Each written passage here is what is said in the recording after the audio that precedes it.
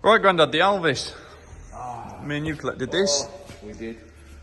That's in the office. Caps in the office. Alvis, 12.50, I think. Well, that's what I think we agreed on, yeah.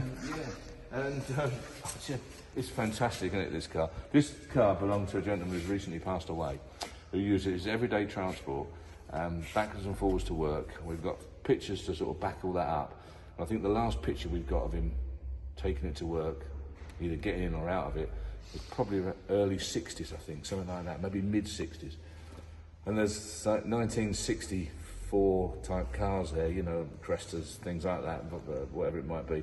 And then this standing next to him, and the guy, you know, nicely dressed, a nice suit and what have you, either getting in or getting out of it. And I thought, oh, it's just wonderful. What a lovely, eccentric man he must be. But apparently an unbelievable engineer, a just fastidious man. Looked after a big engine in the steelworks in Sheffield, like an engine they described as like about as big as a semi-detached house. And I see pictures of it. It is. And it's now in a museum. Anyway, lovely guy. This is the result of it. It's just so usable. It's got so much character. You know, it's got this word patina. I hate that, obviously, but it's what it's got. I can't think of a better word. It's just unmolested. It's not messed about with. It's been reupholstered inside, as you can see, because it would have had a fairly useful life, I would think, in its day. I bet this old vehicle ain't sat around for much. This has been used, this old vehicle. Well, I believe they said they've been to France, they've been up to Scotland, they've been obviously across to Wales, they've been everywhere in it. Continental touring, and you can understand why. It sounds lovely. It's got it running really nice. I haven't driven it. I was looking forward to driving it, but I didn't actually. But I just moved it around here and it felt lovely. It's just gorgeous. I think it's just a fabulous motor. And I think it would be almost criminal to do anything to it. I don't know. If you painted it, same old story. If you painted it, then you probably have to sort of redress the dash or something and mess about and that sort of thing. You'd wind up doing a bit of chrome probably here and there, although the lights look very good from here.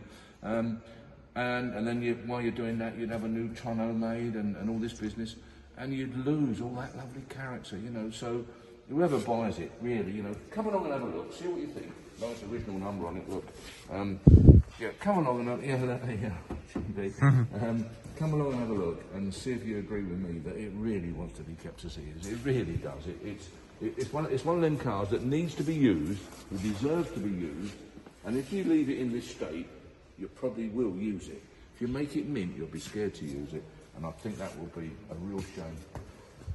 Well, what more can I say? Come along and have a look. If you want a fantastic Alvis in its working clothes, that it gives you the impression you could check the oil and water and drive it anywhere in the world. The impression it gave me, anyway. It sounded very sweet pulling onto the lorry, didn't it? Yeah, absolutely.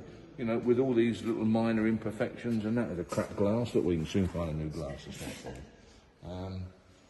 All the honeycomb's good, look. The grille surrounds good, the radiator surrounds good.